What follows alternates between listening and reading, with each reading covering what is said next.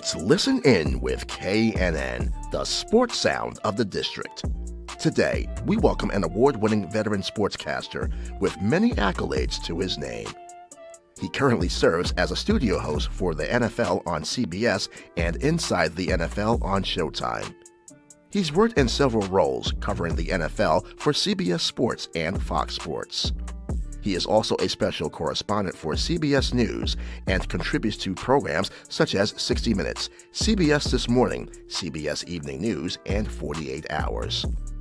A three-time Emmy Award winner, he was elected into the Sports Broadcasting Hall of Fame in August of 2020 and was a recipient of the 2016 Pete Rozelle Award by the Pro Football Hall of Fame.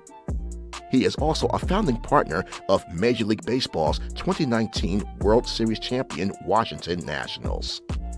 It's James Brown. He joins this live stream of Listen In with KNN right now. Here's your host, Kelsey Nicole Nelson.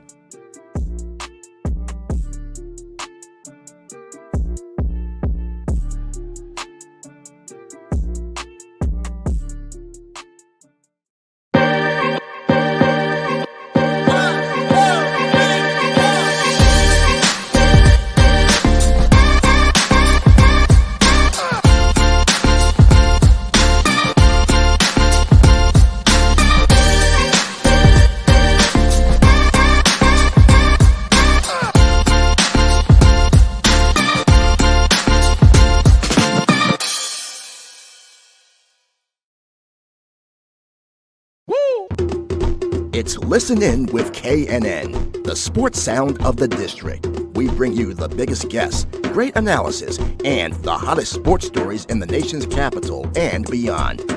And we bring it to you live. Welcome to this live stream broadcast of Listen In with KNN. Here's your host, Kelsey Nicole Nelson.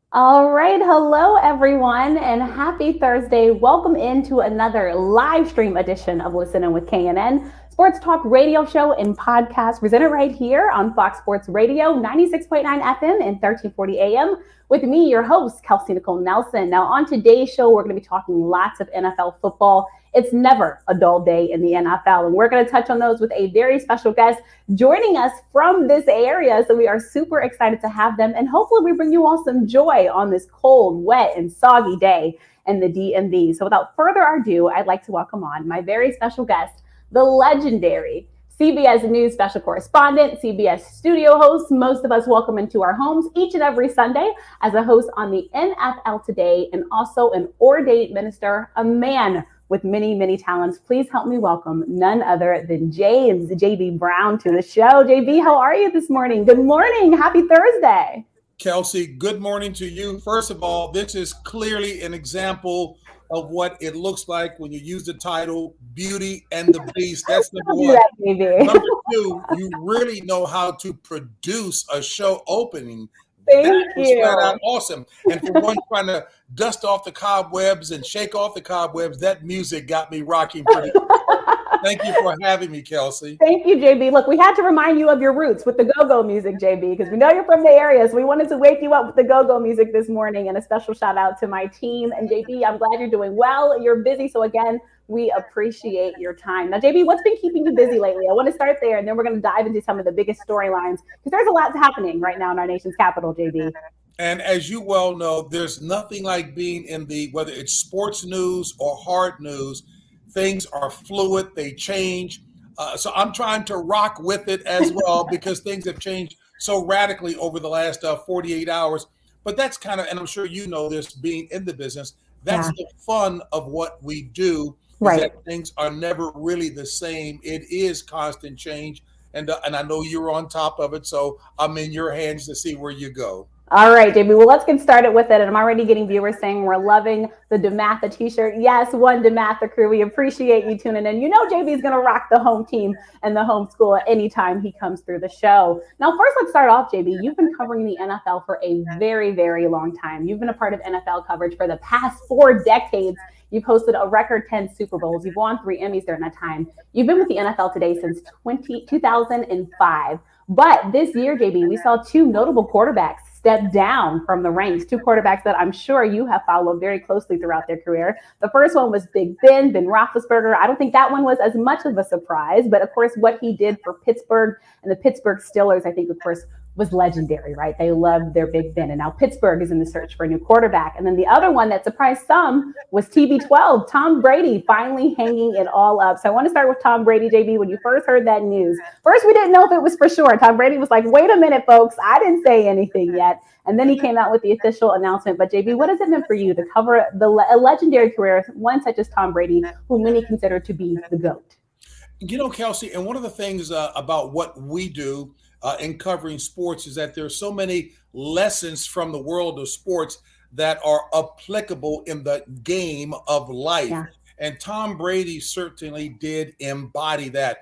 What was my reaction? Not really surprised. I mean, heavens, yeah. He couldn't go on forever, although it looked like he scared some of us. And you and I both recall when he said he wanted to play to age 50. Right. But as opposed to maybe having a defined endpoint, it was more a matter of when he felt it in his own heart that the time was right, because what he gave to the sport to develop and become what most consider to be the GOAT as it relates to quarterbacks in NFL history.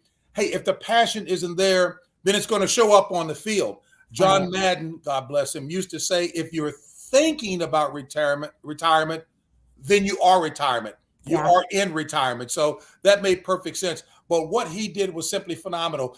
Kelsey, you know that most of us in the sports industry who've either played, coached, and certainly covering it, we know that most often when athletes themselves talk about a great player, it's usually with respect to a given or a set of skills that they had that were more physically oriented, a great jumper. If you're thinking of Steph Curry, or the slam dunk, if you're thinking back in the day with Dr. J, et cetera, or being very fast. Tom was not fast. He looked the part of the player. As a matter of fact, he looked like he should have been anything other than a football player. But it goes to show when you put your mind to it and do all the right things to make certain that you are better prepared than your opposition. And you've got some protection up front. And very important. Most of the time talking about him individually, football is perhaps the ultimate team sport. He had the weapons that he needed with the wide receivers, the running backs. He clearly had to have an offensive line that protected him, because he wasn't going to run away from a turtle out there on the field. There you go, like you said. And I mean, Tom Brady, I think, of course, he said, yes, he wanted to play till 50, JB. But look, old man time in our bodies, sometimes they think differently than our minds do, JB. And Tom Brady hanging it up. Of course, the Tampa Bay Buccaneers wanting to go further, but their playoff hopes were cut short. And Tom Brady's quest and getting another Super Bowl ring was cut short. But what he did for the game, and I love that you touched on it, JB. He wasn't the quickest, he wasn't the fastest, wasn't the most athletic. You looked at where he was drafted, but it's what he did with what he was given. And this is why now we're having a conversation about Tom Brady being the standard for quarterbacks in the National Football League. And I know something that got folks really happy, JB, in this area was Tom Brady saying, you're next, to this guy, Lamar Jackson in Baltimore. So let's talk about some of the young quarterbacks in the league, JB, who have impressed many of us and who have stepped up. Josh Allen is another quarterback. Of course, Patrick Mahomes, though the Chiefs fell short, he's another quarterback. Do you feel like the league is in good hands with these young quarterbacks that we have that continue to rise through the ranks? Great headline, Kelsey. That's exactly right. The headline being the league from a competitive standpoint, quarterbacks, it is a quarterback-driven league, is in great hands with some superb young talent that is showing that they have every bit of what it takes to make the game as exciting as an NFL fan would want it to be. Let me give a quick tag to Tom Brady with something that you mentioned that I really need to make a point of. The fact that he was the 199th player selected in the 6th round. He never forgot that. that fueled his passion. The fire that burned within his belly was stoked every year, and there was no off time. He continued to develop. I remember my high school coach, the great Morgan Wooten, saying that players are made in the off season. And the fact of the matter is, I'll never forget this expression of Coach, again, with applications in the game of life. There is no such thing as standing still. You are either getting better or you are regressing. Tom never forgot that. And your great ones, LeBron James, the great ones out there, they know that. Steph Curry, as we've talked about. So that's what Tom embodied. But in terms of these young and up and coming quarterbacks, gosh, I mean, Lamar Jackson, he's still becoming. He brings an exquisite skill set to the table, but we know that he will still have to work on, which he is and has been, being a great quarterback who can also deliver with his passing game as well, because speed doesn't stay with you forever. You have to adjust to what the game is. The only person I can think of who almost defied Father Time with respect to speed is Darryl Green of the Washington Commanders, if you will, football team with the Washington team. He was lovingly expressed in athletic vernacular. He was a freak in terms of that kind of speed. You look at Josh Allen, talk about a big old country boy, tight end at quarterback, who coming down the field is a load with some speed.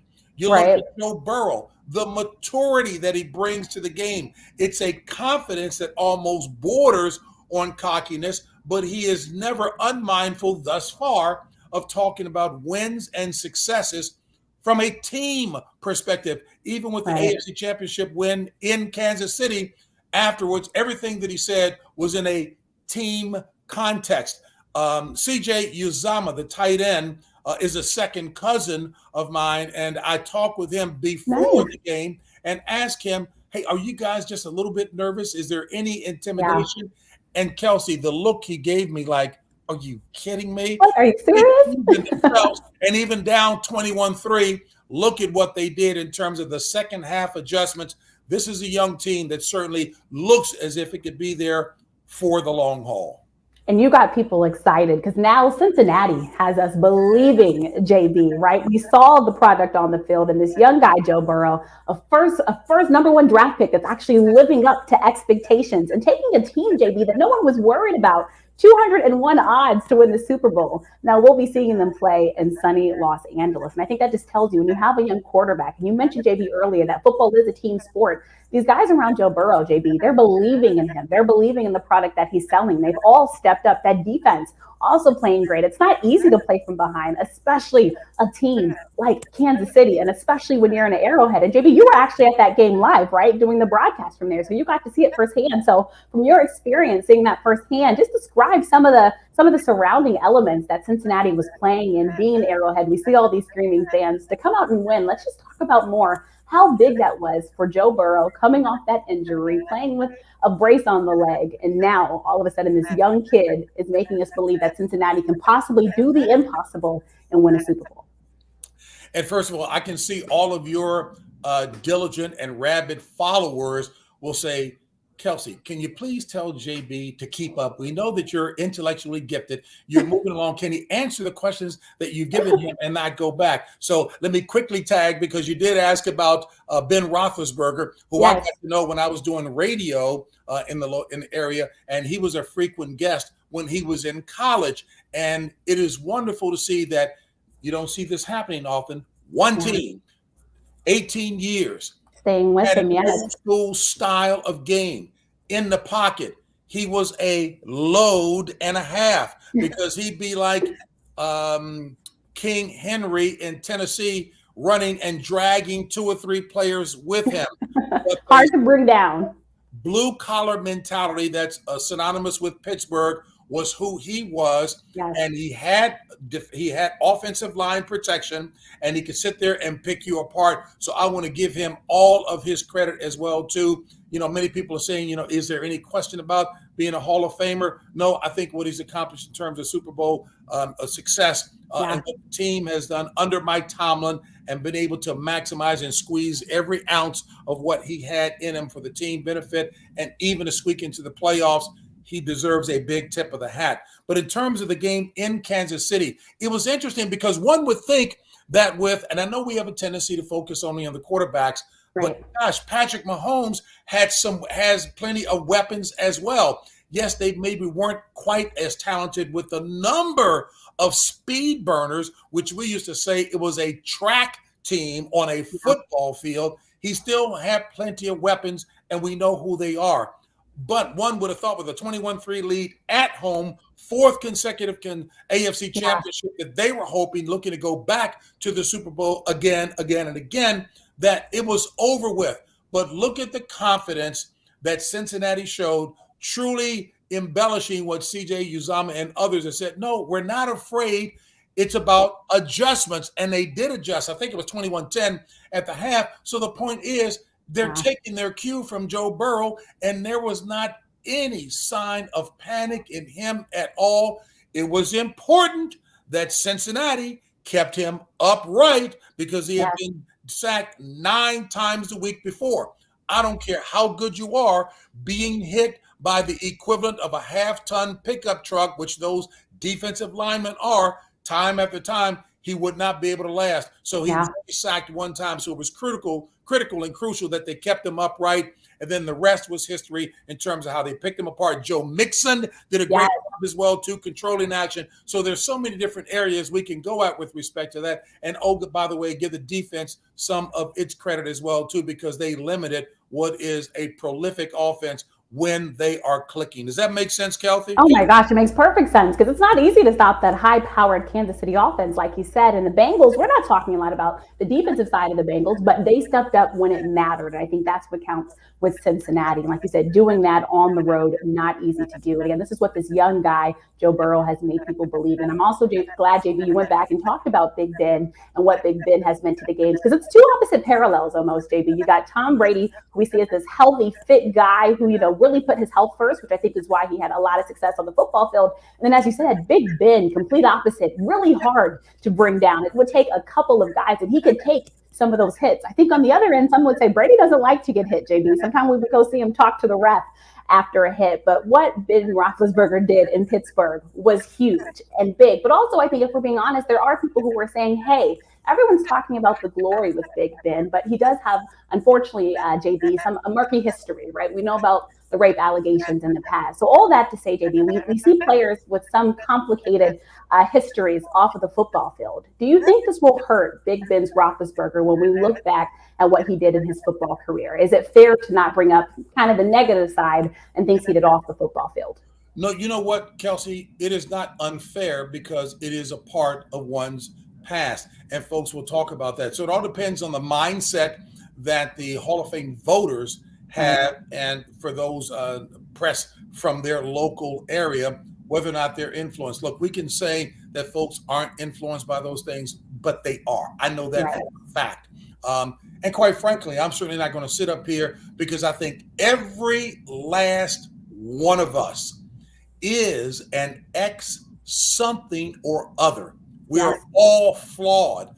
Hopefully, it's a matter of overcoming those early on, recognizing what the proper route is to walk and adhering to that, because those things will come back to bite you. I mean, Tom Brady, same kind of things as well, too, when you look at the totality of the person. And that's been the case for virtually everyone who is in the Hall of Fame or has some level of recognition. There is something in the past that they aren't proud of, hopefully ashamed of, but made the definitive course correction to live the right life. Because even as back in the day when Charles Barkley was making a point that I understood what he meant when he said athletes aren't the role models, it should be the parents at home. Well, we know what we're dealing with in society with many fractured home environments, many female-headed households who are doing a remarkable job under the circumstances. Yes, the person who's responsible for your upbringing, certainly if they've done the right job and turned out a good product,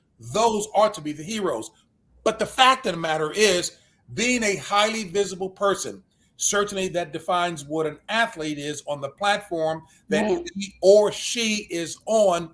Being a role model de facto comes with the territory because you are impacting so many, be it positively or negatively. And that's what the athlete, him or herself, controls. And push back on me too, Kelsey, if there's anything that you disagree with, but does that make sense? Yes, I mean, I think this is a conversation I have all the time with athletes, JB, and some of them will say, Kelsey, hey, I don't consider myself a role model. I want to live my life. I'm tired of being judged. But like you said, when you are in the public eye, you do have people that are looking up to you. And especially with social media, it's very easier for everyone to judge. And JB, and that right, I'd say you yourself, right? You're a public figure.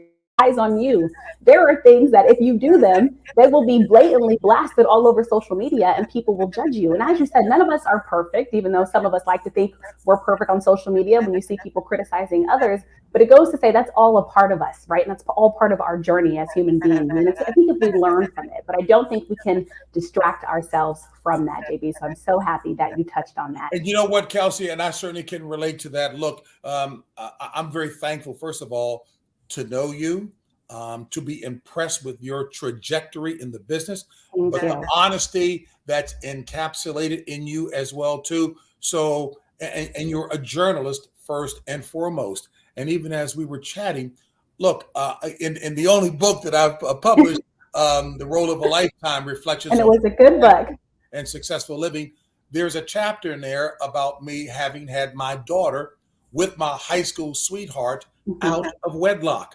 I'm not happy about that. I don't consider my daughter, and we've talked about it because I've asked her permission to be able to talk about it because it is a life.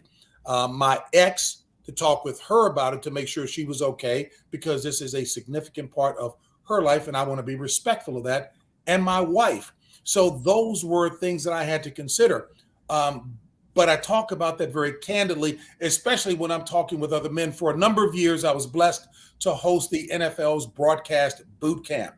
Yes. And while, of course, it was talking about the opportunities and the breadth and scope of this business of broadcast journalism, I also talked about, you're going to be a part of the story, whether you want to be or not, because many people out there will come back at you like they're perfect, but they will throw brickbats at you. They will bring up things, and one has to be prepared to talk about it. So I'm very candid about that, but I try to turn it around and speak on it from a standpoint that a father is not just someone who has fathered a child, but ongoing lifetime responsibilities associated with that. And I can only hope and pray that I've continued to do the right thing in pouring into my daughter and the fact that she's married to a wonderful man of faith with 4 beautiful grandkids I love. But so I talk about that as well, too, because there's nothing to hide. I'm not trying to sit up on a pedestal and be judgmental in that regard because we all have those challenges. But it's how we have engaged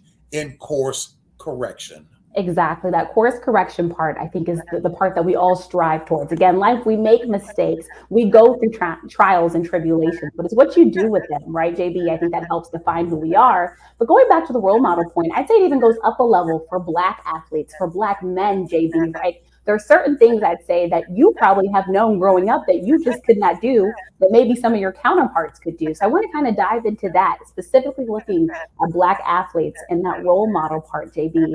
How hard do you think it is for Black athletes, any Black public figures, to try their best, JB, to live a life according to others that's the right way, but they're judged a different way if they do something wrong? How do you feel about that, JB? And I think this is a larger conversation we're having about race in America, racism in America, but I think Black men especially are judged very differently than their white counterparts. And I give the example a lot. Lamar Jackson is critiqued for a lot of things that some would say are race related. They're talking about him in ways, and it seems a lot of the times to be negative. And a lot of people, I'd say, JB, feel like a lot of that ties back to race. You know what? It's and you hear the change in tone and tenor because it is an unfortunate fact of life. There are many who will argue and debate me on that, but I've lived enough time to have experienced a lot of that. And again, it all depends on how we handle it. Um, the best example that I could use getting into this topic was after I was cut 200 pounds and 20 years ago, or 30, 40, 50 years ago Yeah. from the Atlanta Hawks. I remember preparing to go to a job interview, and I didn't sit at the dinner table, which actually was the dining room counter in the kitchen growing up, Yeah. honestly, over in Northeast DC. And we didn't spend time talking about these kind of issues that Right. there is an objective and subjective criteria that people are judged by. People Right. make judgments about you before you even open your mouth. And it's a fact. How you are dressed, what you sound like, your language, how you interact with other people in a team setting from different ethnic or cultural backgrounds. Those are facts of life, etc. I remember when I was working at Xerox many years ago with some of the leaders in corporate America, African Americans at Xerox, who sat down to talk to all of us new employees. We called ourselves the corporate few, but the senior leaders, like the Barry Rands and the Kent Amoses here locally in the Washington, D.C. area, they would talk with us to help us understand what that objective and subjective criteria is and how we had to be mindful of that in the way we conducted ourselves. Look, theoretically, hypothetically, you say, well, nobody should have to deal with that and everybody's on an even playing stage. It's not an even playing stage. All we have but to do is look at society today, a deeply divided one at the public square level, and a lot of it has to do with race for sure. Let's just call it as it is. Why run from it? So if you recognize that, you go in with an open mind. Look, I had to change my dress. I went for an interview over at IBM that I've told so many times after being cut by the Atlanta Hawks. I didn't understand any better. I go over, and I'm not casting any aspersions on whatever people want to do. That's their choice. But here are the facts that existed then and still to some degree now. I had this 4 foot wide, tall afro. I went over there with a velvet blue Bama bow tie. I had a blue shirt. I had a plaid blue suit. I had thick stack heel shoes and a shoulder bag. You may as well call it a purse. This is what I go into an interview at a very conservative business organization environment. And only because the executive with whom I was interviewing knew the alum, Clifford Alexander, who was Secretary of the Army in the Carter administration, former head of the Equal Employment Opportunity Commission. You know, the only reason he talked to him is because he knew this alum. And he pulled me in and said, JB, if I didn't know the alum, I would have just gone through a perfunctory interview and bounced you out of here in about 10 minutes. And I asked him why. And he looked at me with incredulity. He said, why? Look at yourself. Did you study the environment that we're in? What our attitudes are, how we are to be dressed? I wouldn't send you out here to represent us that way. So those are the facts of life. And yes, Black athletes do have that extra bit of scrutiny associated with them. So one just needs to understand the lay of the land. But when you understand what the core principles are, what the fundamentals are of success, and focus on that and not be overly concerned about what others are thinking about you, because that can send you crazy trying to do that. Just deliver excellence in whatever you do, because excellence is not indigenous or unique to one group of people. It is a characteristic that all of us can display.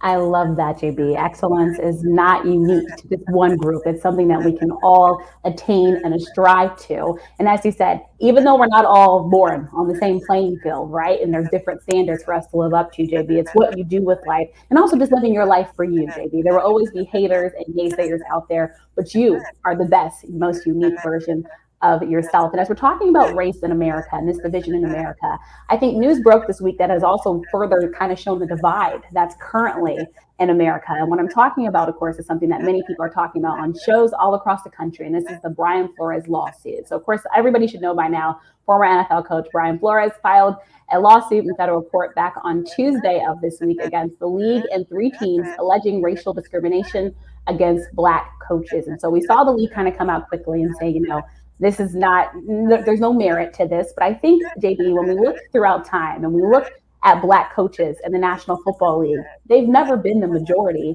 in the league that's majority Black players. And so I think many of us have us asking the question, how do we one day change that? Yes, we know the Rooney Rule exists and that coaches from minority backgrounds or at least getting in the interviews. But JB, how do we ensure that we go from beyond just getting in the interview room to at least actually getting considered, actually having a chance at getting head coaching jobs? Because going back to Pittsburgh talk, Mike Tomlin has been the consistent for Black coaches, but unfortunately, JB, it's Mike Tomlin and Mike Tomlin alone that has been there for so long.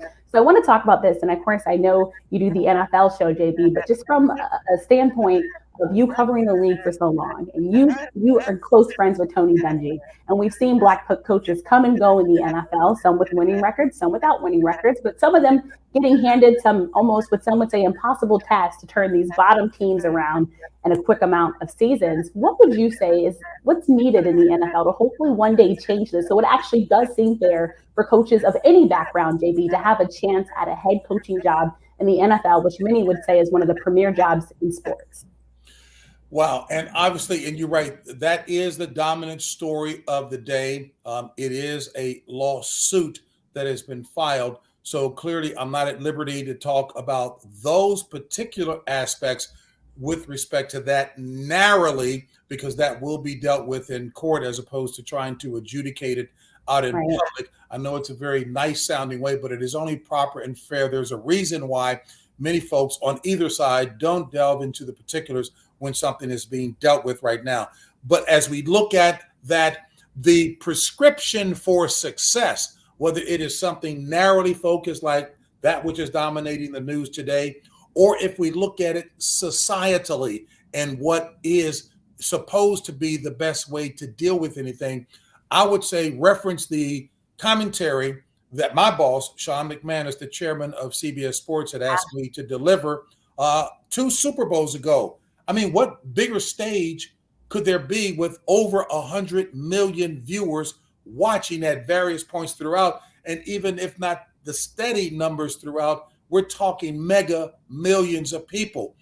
And this was not to be judgmental and go in a belligerent fashion to be attacking people, but to state what the issue is. Look, as you talked about before, I am decidedly a minister, a Christian minister. So the answers, I believe, are biblically rooted.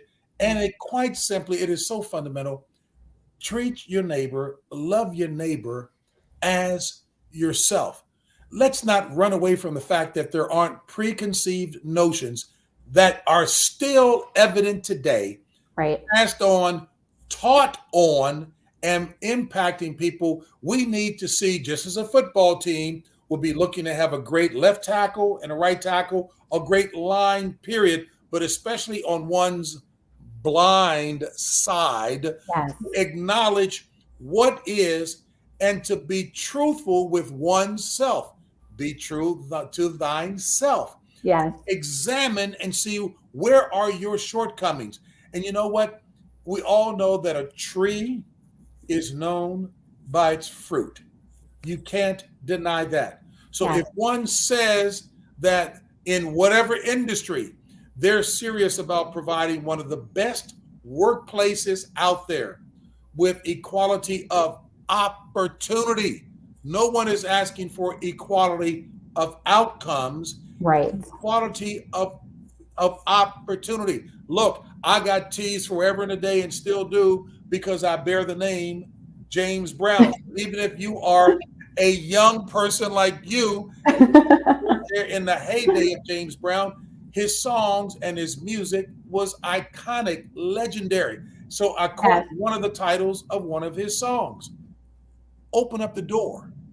I'll get it myself. And it's not necessarily saying that it's all on me, because I believe one needs to be blessed for those opportunities as you seek guidance from him to know what is his purpose for you so that you can maximize those opportunities. But nobody's asking you to give me anything. Present the opportunity, because excellence is not unique to one group, and be fair in assessing that. And if one says, make this personal, which is what I do. I'm not being judgmental about anybody else, but the principle, the precept is universal. If you say you believe something, then there ought to be substantive evidence, proof in the pudding that your actions substantiate what you say is core to your principles and the way you're going to conduct things. If not, then one should take a look. Second, I know we're not preaching on a Sunday, but you can preach, JB. We keep it real on the show, because this has a corollary in the game of life. Yes. 2 Corinthians chapter 13, verse 5 says, examine yourself to make sure that you are walking in the faith. And what are the principal tenets of that faith? And that they speak to love, which is the bedrock foundation of it. Yeah. Loving your neighbors as you love yourself. Is there proof of that?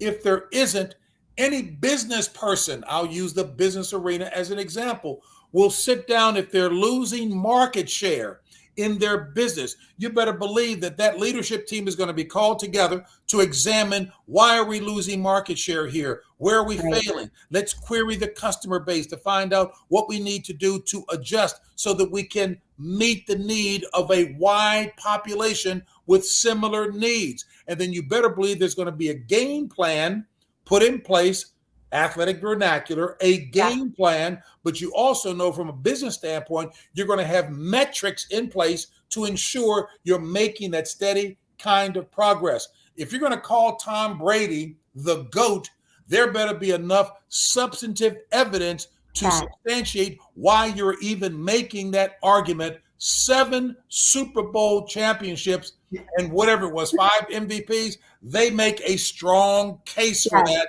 It should be the same across the board. Does that make sense, Kelsey? JB, everything you say makes sense, JB, and you put it in such an elaborate way, but that's what it goes back to. And I think that's what everybody is trying to make people understand, is that people just want a fair shot, like you said, JB, at the opportunity, but let my work speak for itself. And I think this goes beyond even the lawsuit that many are talking about. This is just a fact of life and what people want for any job opportunities. I mean, if we're talking about diversity, JB, we could even open it up to diversity as a whole in corporate America and regular businesses in everyday life. We're trying to diversify everything. Something you said, JB, that I use a lot when I'm talking with people. You said diversity wins and inclusion matters. You said this back on an interview a while back. And I think that speaks so much volumes, because we just want our sports, our jobs to be reflective of society. And I think so often sports speak to societal norms and what happens in society. It's a microcosm, a lot what happens in sports, what's actually happening, JB, in society. So what you said, I think, was spot on. I think we're asking for this. People will point to the NBA, JB, and say, well, look, the NBA is getting it right. We've seen more Black head coaches hired in the NBA, but can the NFL now finally give coaches an opportunity who have merit, but that also come from diverse backgrounds? So I think it's going to be something really interesting to talk about.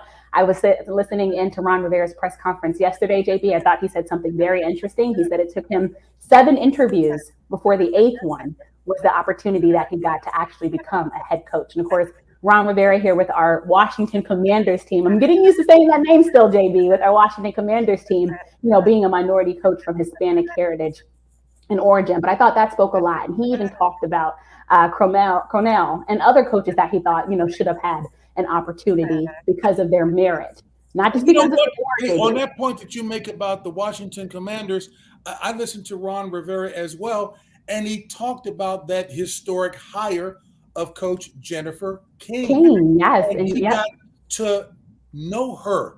That's part of that equation. If you will broaden your circles, broaden the scope of the folks you're taking a look at, you'll get to know something that you didn't know before. You didn't avail yourself of the opportunity. What he knew about her was she's a hard worker. She paid the price. She delivered excellence. She knew her stuff. So she comes with him here to Washington, and he said she earned that position. By the way, the Fritz Pollard Alliance is going to be awarding her, blessing her with the Johnny Cochran Jr. Award, a excellence because of what she's done. The larger point that I'm making is to what you said about diversity and inclusion. There should be a wider net. Look, women, what they bring to the table are gifts that many men don't have. And biblically, that's supported because God gives everybody a gift. That's a fact. That's a truth. So that when I think about, say, in the automotive industry, and you and I maybe discussed this before when we were talking about that very topic, so you correct me if I'm wrong, that we did talk about it maybe, was that in the automotive industry, most guys dominating the boards, when they look at a new vehicle that's on the drawing board, they may look at styling. They'll look at the horsepower and the engine. They look at sleek looking tires. All of that. Is there a manual shift available? Okay, so when women finally got a seat at the table, they brought a different skill set to the table. Okay, all that's good, but let's talk about, especially the mothers out there, let's talk about the safety of the vehicle. Let's talk about mileage performance, but also design, styling that speaks to our needs. I'll be very generic. My wife, when she got the new minivan, I'm thinking about, okay, the gas mileage on it is superb. It's good. Because she's got 4 kids, so there's enough room. But check this out, Kelsey. She was screaming and hollering with joy because there was a place for her to place her purse. Very important. Edge that was a part of the design up front. She could put a purse on a non-skid surface. I've heard more women talking about that.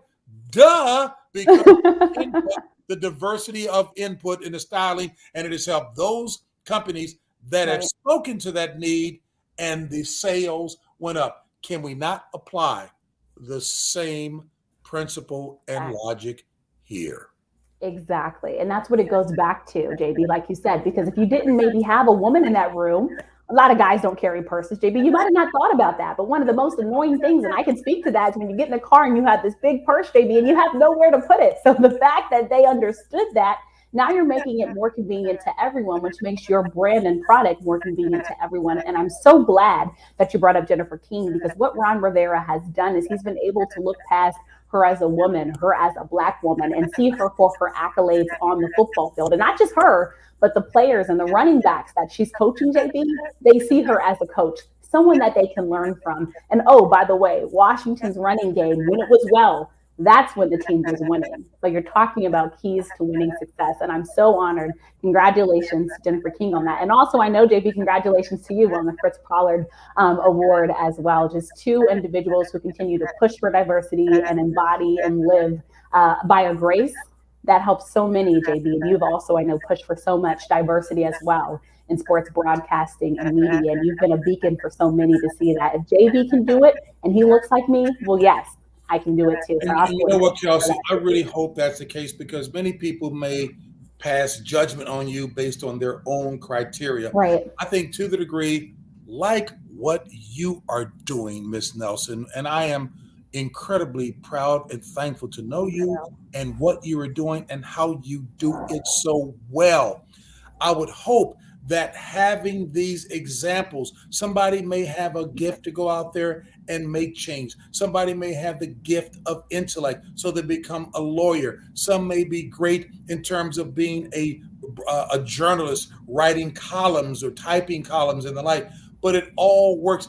There's a biblical scripture to support that. The book of Ephesians, chapter 4, verse 16 says in the King James Version that every joint supplies.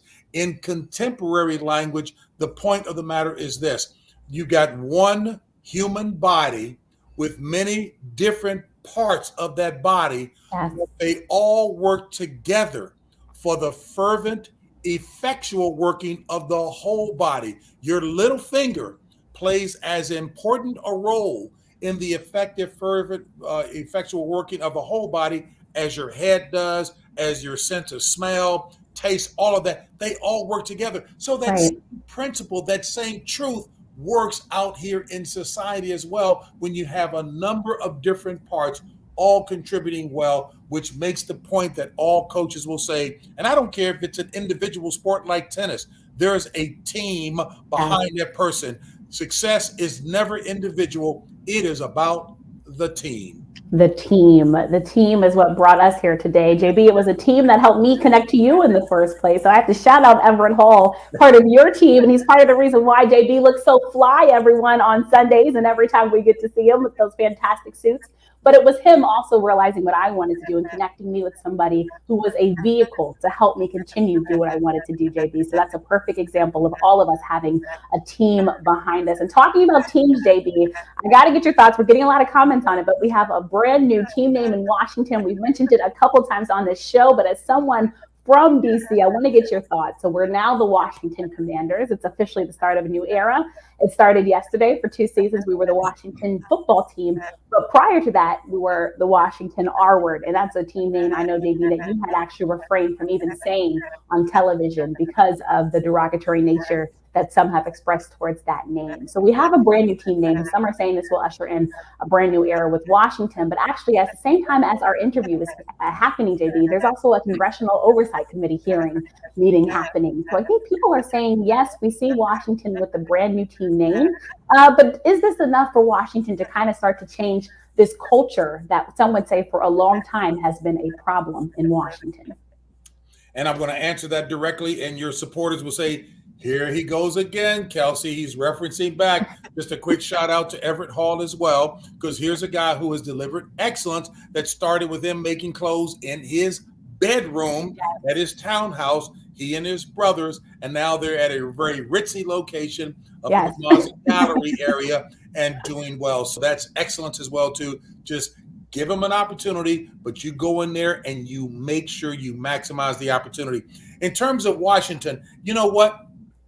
As is the case across the spectrum in life, there's got to be more than just a name change. Yes, the name change, from my humble perspective, is one that I embraced because I had talked to a number of leaders of significant size Native American populations. So a number of years ago, after hearing from them, and I'm talking more than tens of thousands, we're talking millions that were represented, all Native Americans. There's not a homogenous attitude or reaction to the name change of mascots, which many feel is derogatory. There are others who don't. I get it. So the question then becomes, what's a critical mass that's necessary in order for one to see it from their perspective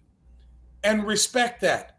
So I didn't make a big deal about it. I didn't go trumpeting myself, getting up on a platform saying this is what. No, I just quietly stopped calling them by the other name. There are some old timers, many who've passed on, God bless them, who certainly saw and believed that the name previously was one that did, from their perspective, they bought that it did reflect courage and determination. And I get it.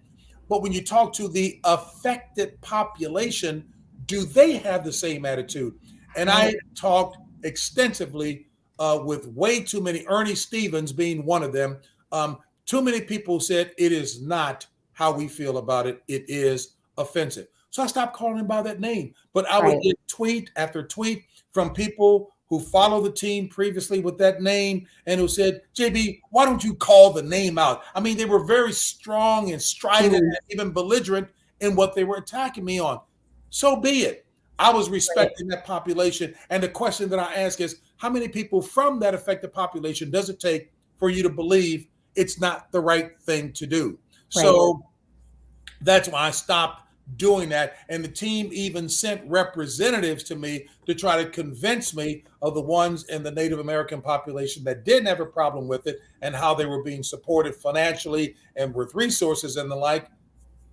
But that's not the issue. That's not the deciding factor. Right. Is it painful and hurtful to a sizable number of people? It comes down to that. And if I'm going to love my neighbor as I love myself and Yes. see through their eyes, then that was a decision that I made. So, yeah, the name change, good. Now, we all want to see the team win. That's what it comes down to, JB. You got to win. We want to see the culture change in terms of how people of color and women are treated.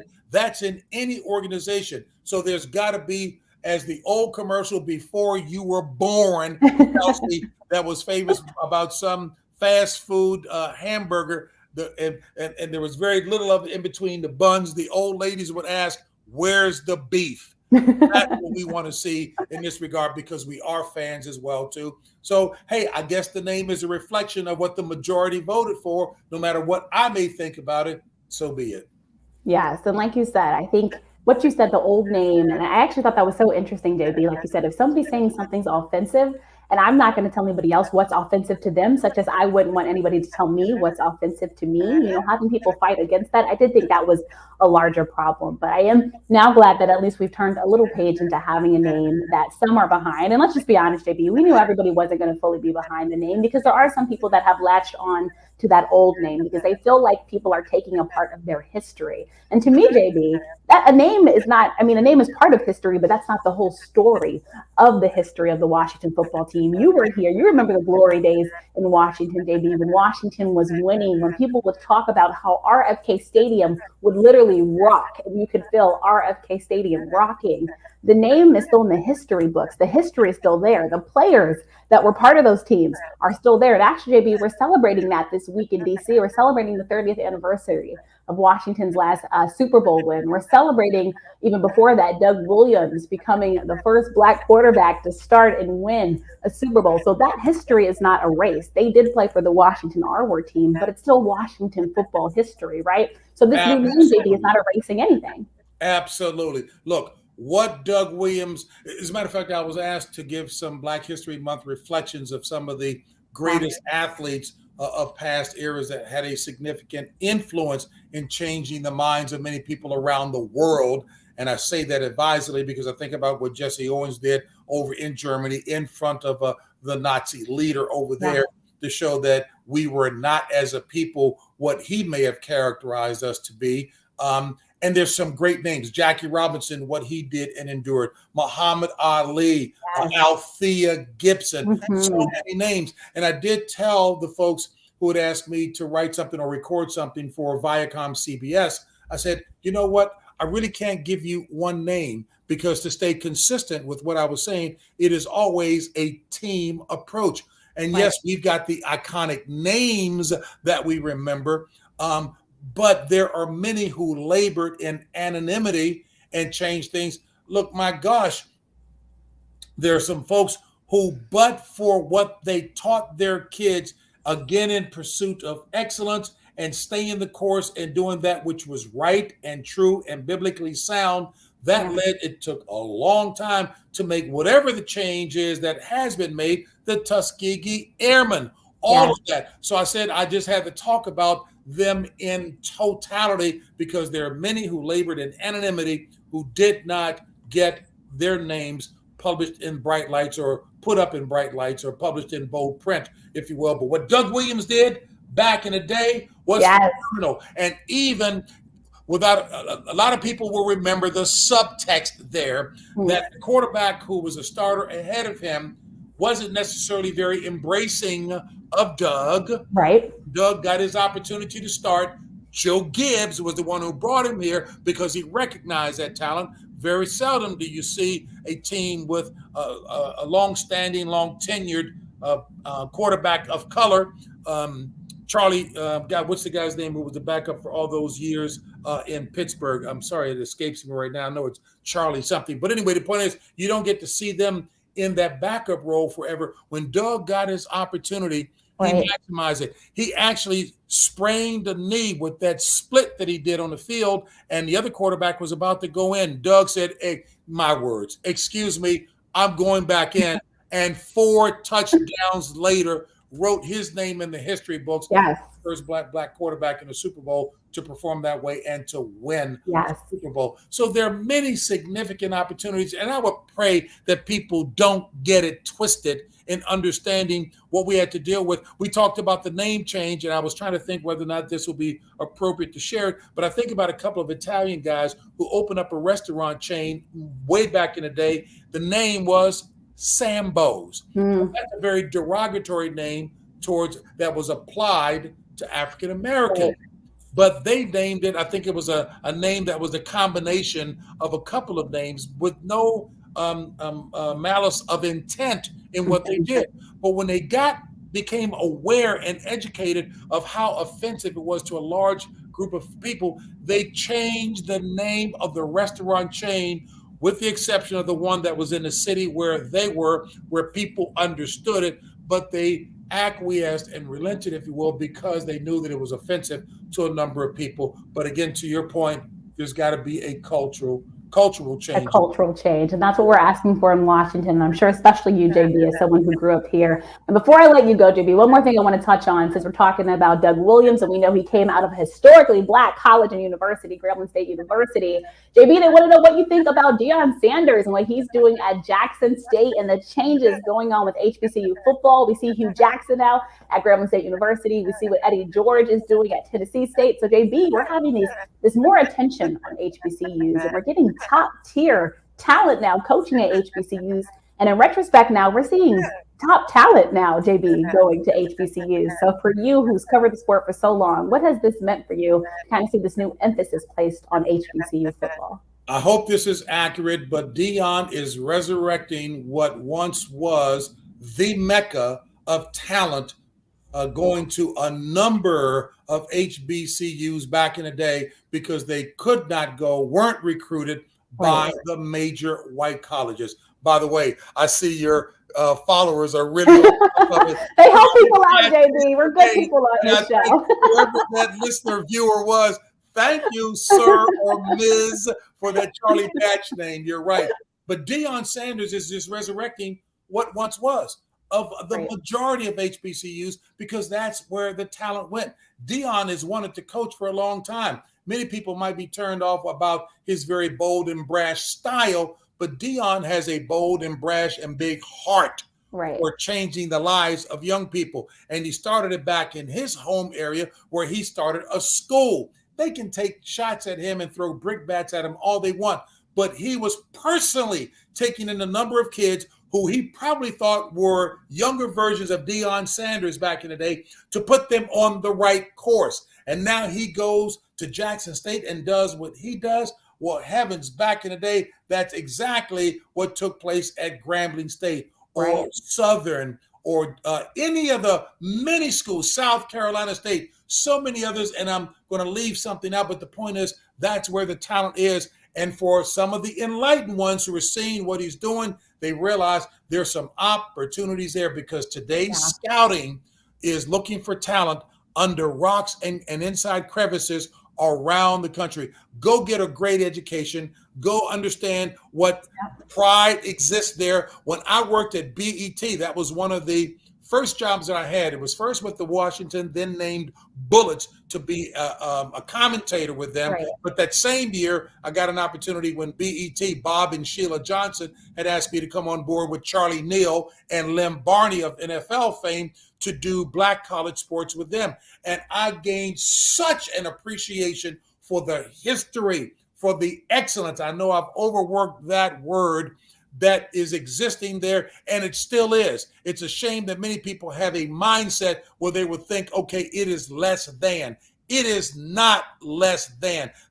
Those students and student athletes represent the dreams and the hopes of many of those fathers, grandfathers, grandmothers on back in generations, that they will get a piece of the American pie because the talent existed and they overcame all the barriers that are there. So they are only coming to the attention now. And congratulations, kudos to Deion Sanders for being such a bright light for the talent that does and did exist there and could very well once again. It's an exciting time, Hey, JB. Russell Wilson's grandfather, I believe it was, who was the president of Norfolk State University. He and I talked about that. Rick Mahorn, who came from what was then Hampton Institute. Yeah. There's so many, but they just represent. Yes, they were on an athletic platform that brought the attention to them, supporting the point that I made before that they are role models, athletes in general, male and female, whether they want to be or not. They brought that kind of attention to the excellence that existed in legions at the HBCUs. I know you're telling me to go preach someplace else. No, JB, we love this. Fired up, Kelsey. As we want you to be, JB. This is what we do on the show. We keep it real. We keep it authentic. And JB, I have to thank you so much for letting me steal an hour of your time. And I'm actually glad that we ended on that HBCU segment because, JB, again, HBCU greatness and people to know the story of HBCUs, the history of HBCUs. You talk about what they produce. My father, all my aunts, I am the product of HBCU greatness. And that's why I am here today. So I'm so happy that you touched on that. James Brown, such a pleasure. What, hey, Kelsey, and I know you're up against the wall, but when people talk about the dearth, the lack of excellence in the professional ranks at many of these major corporations or anywhere else, if you hear what I'm intimating, you know what? All they need to do is turn their vision and look at the excellence that has been produced over decades, generations at those schools. Supreme Court justices, doctors making great medical advances, politicians and the like. There is no lack of excellence that has been contributed to this society here coming from the HBCUs. So please, folks, those who may have that attitude, don't look down on institutions that have provided us with legendary folks who have contributed significantly to strengthening the fabric of this country as well. I'll shut up in case I get in trouble. No, JB, this is great. Of course, I want to get your Super Bowl picks, but I do want to go to this quick question since it's someone from your alma mater, DeMatha. JB, have you considered hosting Fast Break like you once did with Morgan Wooten? I was so glad that Channel 9, where I cut my teeth, gave me the opportunity to do that. Because, hey, as a kid growing up when Washington had a few newspapers, the Washington Evening Star, the Washington Daily News, etc., high school sports got great coverage, and they deserve it.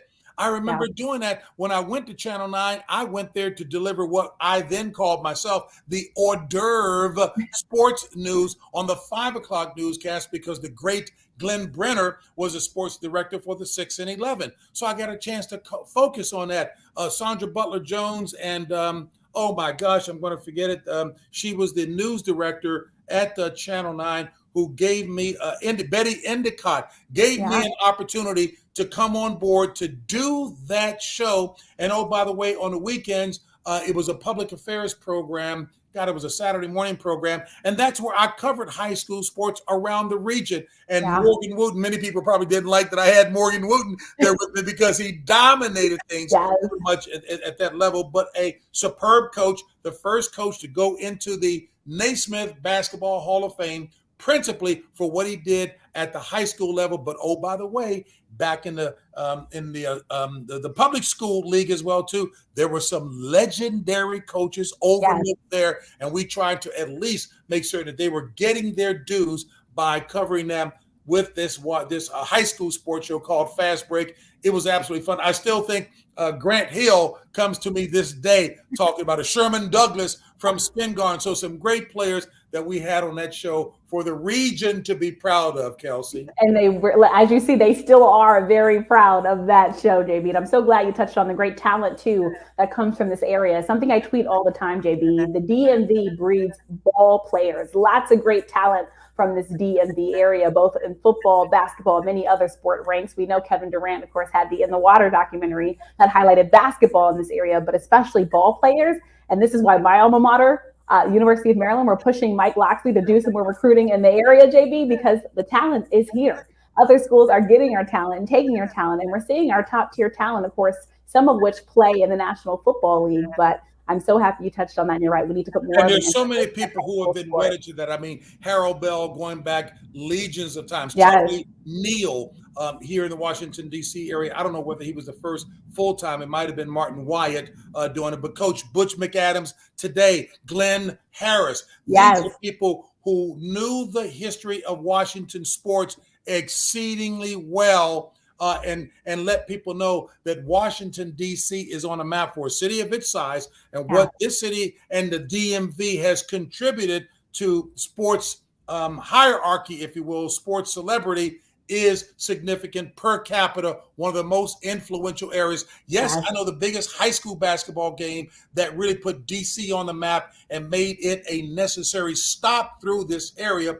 was when DeMatha beat then Power Memorial with the then named Lou Alcindor, stopping their 71-game win streak. You and I can talk about that on another day because when I got a chance to interview him when he was playing for the Lakers, he didn't know who he was. I was in the 8th grade listening to that game on radio, and when we set the interview up, he looked at me and he says, you went to that school, right? And yes, but Bill Butler, the gentleman from the Kenner League, all these folks who really were fixtures in our area that many people overlook. Bill Butler was the sharpest dressing and the first black hired at Capitol Cadillac over on the fringes of Georgetown. Yes. He sent many people to college and was a one-man band with others, and it wasn't just him, to make certain that players from this area got their recognition. Washington and now / the DMV has a rich history of that, Kelsey. I'm so glad you touched on that, JB. All right, I know you have a busy day, JB, and we got to get you soon to Los Angeles and the Super Bowl, but I would love to get your thoughts on the Super Bowl, and also you're doing a virtual taste of the NFL at home, right, JB? Which we're going to get to watch. Taste of the NFL, yeah, because of the pandemic, the people from Gen Youth, Alexis Glick, and her board of directors with some very influential but big-hearted people are attacking the issue of food insecurity amongst school-age kids around the country, many not recognizing that the pandemic was keeping a lot of these kids out of school where they ate breakfast and lunch, and many of them took food home to their parents. And to see this kind of philanthropy taking place with people across the racial and socioeconomic spectrum to attack that issue, I'm glad to be associated with them. Wonderful. We're doing it virtually. We did it virtually with some interviews and had an absolute blast. That will air during Super Bowl week. But I'm heading out to LA to record our Inside the NFL show on Saturday evening and Sunday evening. That will air next week. And then post Super Bowl, the final Inside the NFL show on Paramount Plus will be Tuesday after the Super Bowl. Yes, ma'am. Looking forward to that, JB, and hopefully I get a chance to see you in Los Angeles. Looking forward to some sun because, JB, it's cold and rainy here in the DMV. But before I let you go, what are you most looking forward to in the Super Bowl? We've got the Rams playing and we've got the Bengals playing, JB. Who are you looking forward to seeing? Many people may slam me, but, I've never, because I realize how seriously these players and coaches take it when somebody picks or picks against them or picks for them. Yeah. So I never choose a winner other than to say the great storylines that exist. You've got a Joe Burrow-led and inspired team with some great players who have bought in an excellent young coach in Zach Taylor there as well. And they've done it the old-fashioned way. They've done it through the draft to build, but there are different ways to go about it. Here you got LA. They put all their chips in the middle of the table and went and got what they felt were missing pieces, like Odell Beckham Jr., like Von Miller added to the mix. And now they're where they, and here Matthew Stafford is looking to diffuse the narrative that he couldn't get it done with a very challenged Detroit Lions franchise. Yes. They are there. So, yeah, you can pick and choose who may be it. I would not rule out Cincinnati. Don't sleep on them because they are confident, but it ought to make for great storylines. More importantly, we want to see it played out on the field because we've seen, I think, the best football ever in this season with the divisional playoffs and the AFC, NFC championship games. We are so excited. Like you said, some of the best football that we've seen. We've been glued to our TVs. And if you missed it, you woke up mad, JB, because you saw it trending on Twitter, what was happening in these games. James Brown, thank you so much for joining me. Always a pleasure, JB. Looking forward to keeping in touch and hopefully a great Super Bowl. And we're looking forward to your coverage. Thanks so much for your time, JB, and letting us into your beautiful home. Hey, as if I haven't overworked this word, Kelsey, you are excellent. Thank you for having me. Yes, ma'am. I appreciate it so much, JB. And special shout out as well to Kathy. Special thanks to her. As you said, it's a team effort, and we were a team today getting ready for this show. JB, have a great one. Thanks again so much for joining us here on Listening with KNN. Thank you for a great time, Kelsey. God bless you. Bye-bye. You too. Bye. All right, everyone. Thank you again so much for tuning into this live stream show. But guess what? We're doing a double header today. So we're back 7 p.m. Former NFL player, now the athletic director, George Teague, is joining me. So we'll be right back here 7 p.m. tonight. We're giving you guys a double header as we count down to the Super Bowl and Super Bowl action. A special thanks to, of course, all of you for tuning into the show. We could not do it without you. Thank you all for the great comments. Sorry we couldn't get all of your great questions in, but you guess what? We're going to have JB back because he's just that great. And of course, we're looking forward to his game coverage. But again, 7 p.m., join us. And a special thanks, as always, to my team for getting us prepped for the show. Have a great one, everyone. Bye.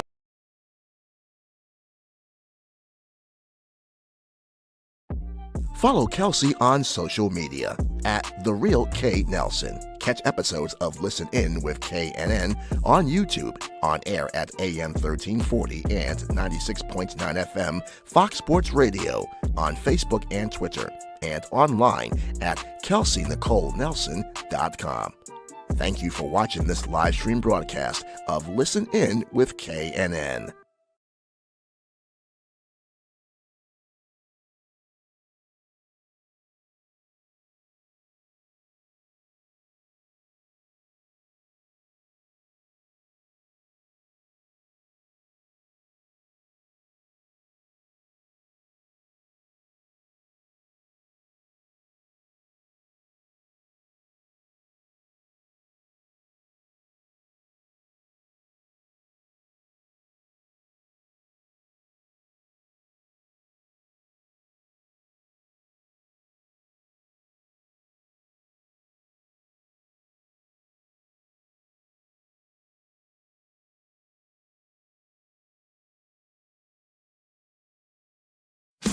Listen In with KNN on Fox Sports Radio now offers official Kelsey Nicole Nelson apparel in a variety of styles for men and women. Fashionable shirts, leggings, hats, jackets, and more.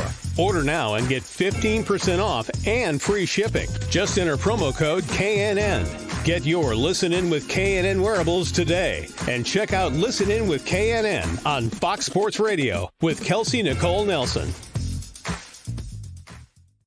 The Lady Clipper Barbershop has been serving the needs of Washington, D.C. since 2017.